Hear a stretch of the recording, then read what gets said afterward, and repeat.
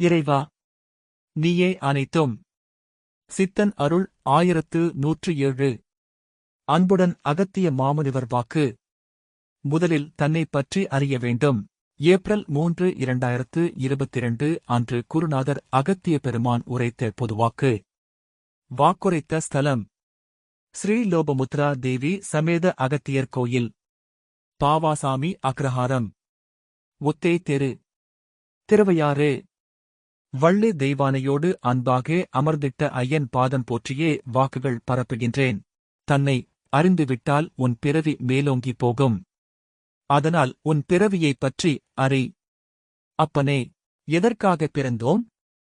எதற்காக இவ்வுலகத்தில் வாழ்கின்றோம் என்று அப்பனே ஒருநாள் தியானங்கள் மூலம் தெரிந்து கொள்ளலாம்.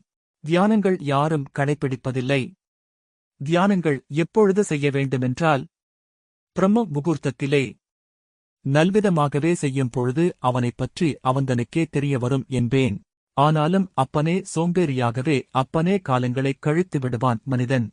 மனிதனுக்கு தெளிவுகள் பிறக்க வேண்டுமென்றால் அப்பனே நல்விதமாக தியானங்கள் செய்ய வேண்டும் சொல்லிவிட்டேன். முன்பே எந்நேரத்தில் செய்ய வேண்டும் என்பதைக் கூட சொல்லிவிட்டேன். அப்பனே அவ்நேரத்தில் தியானங்கள் செய்தால் அப்பனே அனைத்தும் தெரிந்துவிடும்.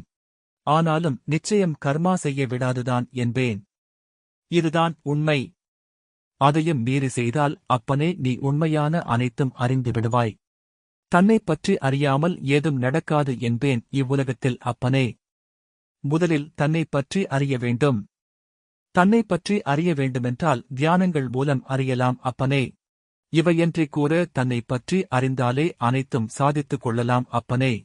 தன்னை அறியாமலே சென்று கொண்டிருக்கையில் அப்பனே இன்னொரு விஷயத்தையும் சொல்கின்றேன் அப்பனே. யார்? யாருக்கு? எதை? எப்பொழுது செய்ய வேண்டும் என்பதை கூட இறைவன் நன்றாக கணித்துக் கொண்டிருக்கின்றான். அதை மீறி செய்தால்தான் அப்பனே தோல்விகள். ஓம் அன்னை ஸ்ரீ லோபாமுத்ரா உடனுரை தந்தை அகத்திய மாமுனிவர் திருவடிகளில் சமர்ப்பணம். சர்வம் சிவார்ப்பணம்.